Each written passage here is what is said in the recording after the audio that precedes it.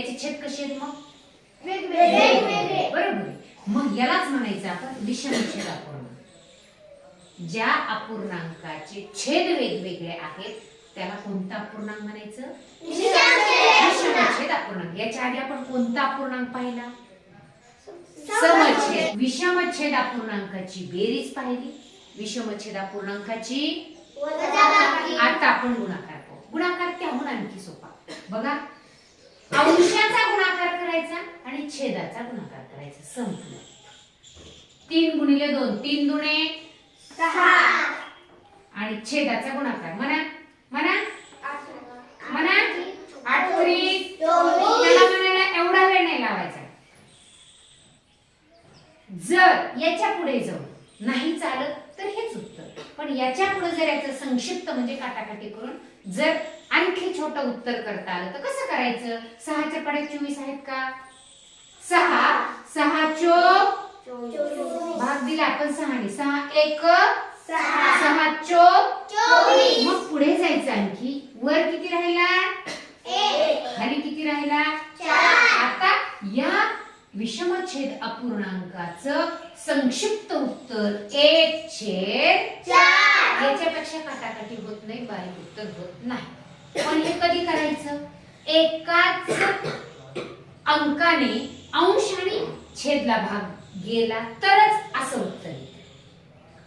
दोन्ही अंश आणि छेदला वेगवेगळ्या अंकाने भाग द्यायचा नाही. आपण दुसरं उदाहरण पाहू. चला, 5/2 गुणिले म्हणा 5 गुणिले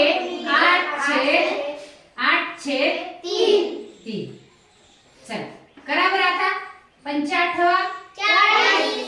40 आणि 2 त्रिक 6. 6 च्या पाड्यात 40 आहेत का? 6 36 होता, 42 होतात. नाही, याला भाग द्यायचा नाही. म्हणून मी दुसरं उदाहरण देते. याचं उत्तर गुणाकार या अपूर्णांकाचं किती आलं? 40/6. विषमछेद अपूर्णांकाच्या गुणाकाराचं उत्तर आणि त्याची पद्धती.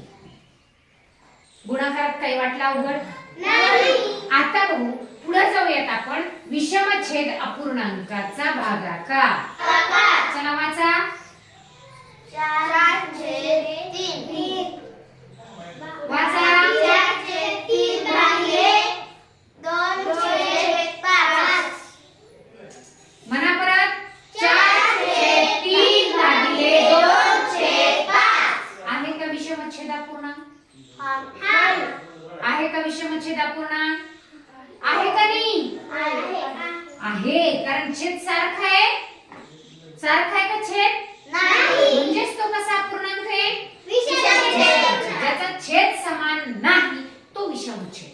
आता याचं काय करायचं आपण? पहिला अपूर्णांक जशास तसा ठेवायचा, लक्ष देऊन बघायचं. भागाकाराच्या उलट क्रिया कोणती? गुणाकार. बेरजेच्या उलट क्रिया कोणती? वजा. मग भागाकाराच्या उलट क्रिया कोणती? मग गुणाकार करताना पुढच्या अपूर्णांकाचा छेद वर घ्यायचा आणि अंश खाली घ्यायचा.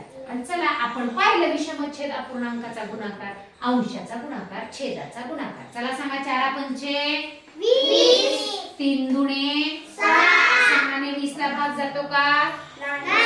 18 6 चोक 24 भाग जातो का पूर्ण? निश्चित भाग नाही जात. म्हणजे या अपूर्णांकाचं विषमछेद अपूर्णांकाचं भागाकारामध्ये उत्तर काय आलं? वाचा. काय उत्तर आलं? 20/6. चला वाचा पुढे.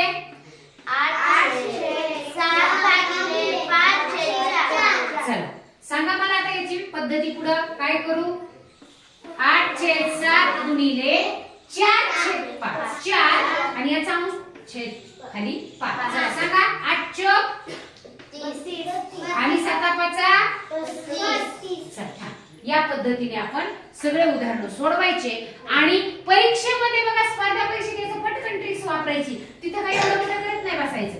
8/7 पटकन आणि गुणिले 4/5 एवढं जरी मांडून घेतलं तर 8 चोक 32 पर्यायामध्ये बघायचा अंश आणि 7 35 हे उत्तर पर्यायात शोधायचं.